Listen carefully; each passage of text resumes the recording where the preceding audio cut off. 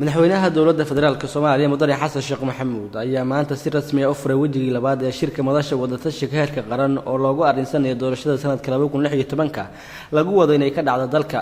Shirka oo socon doona muddo 2 maalmood ah waxaa ka qayb galaya madaxda dowladda federaalka, kuwa maamul goboleedyada, bulshada rayidka iyo wakiilo ka kala socda beesha caalamka. waxaana inta uu socdo shirka lagu falanqeyn doona aragtida doorashooyinka ka dhici doona Soomaaliya sanadka 2016. maanta waa maalin kale oo aad iyo aad muhiim u ah oo ka mid ah maalmihii muhiimka u ahaa waayahan dambe ee aan runtii sameynaynay taariikhda. waxaa aad iyo aad sharaf ii ah mar kale saaki inaan halkan ka furo shirkii ama wadatashiga ballaarnaa ee soo socday jamhuuriyadda federaalka Soomaaliya qaybaheeda kala duwan oo dhan laga qabtay sidii hagaagsanayd ee guusheeda ku soo dhamaaday. inaan halkaan haddana isugu soo ururno heer deegaan ayaan soo marnay iyo heer qaran inaan isugu nimaado mar kale oo aan haddana wadatashiga halkiisii kasii dhaqaajino. waa maalin aad iyo aad muhiim u ah taariikhda dowlad dhisidda Soomaaliyana aad iyo aad muhiim ugu ah. madaxweynayaasha dowlad goboleedyada Puntland iyo Jubbaland ayaa si isku mid ah u soo jeeday in doorashada sanadka 2016 ay noqoto mid lagu saleeyo dhanka deegaanka oo laga gudbo nidaamka qabiilka ku saleysan ee 4.5.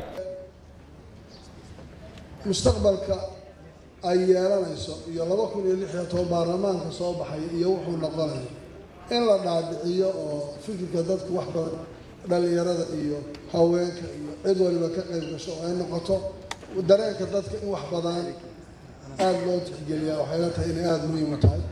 gudoomiyaha baarlamaanka federaalka ee Soomaaliya Mudane Maxamed Sheekh Cusmaan Jawaari ayaa sheegay in madaxda ka qayb galay shirka looga fadhiyay in ay la yimaadaan aragti mid ah si loo helo hanaan doorasho sax ah. anaka baarlamaan ahaan ee golaha shacbiga wuxuu ballanqaadkaas aan fulinayna insha Allah wax alla wixii rabitaanka shacbiga ku noqdo in la sharciyeeyo lana meel mariyo taawa inaga badan.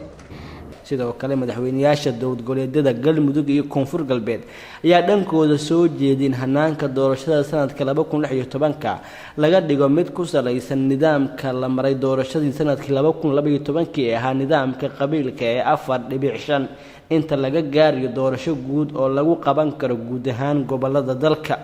wakiilada beesha caalamka oo shirka ka hadlay ayaa sheegay inay soo dhaweynayaan go'aanada ka soo baxaya shirka.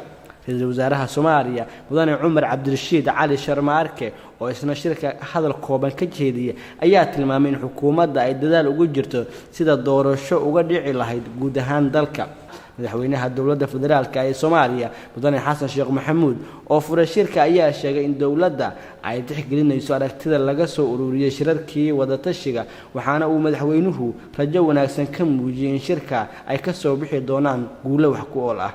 Idruus Maxamuud Iman TV-ga caalamiga ah ee Somali News magaalada Muqdisho.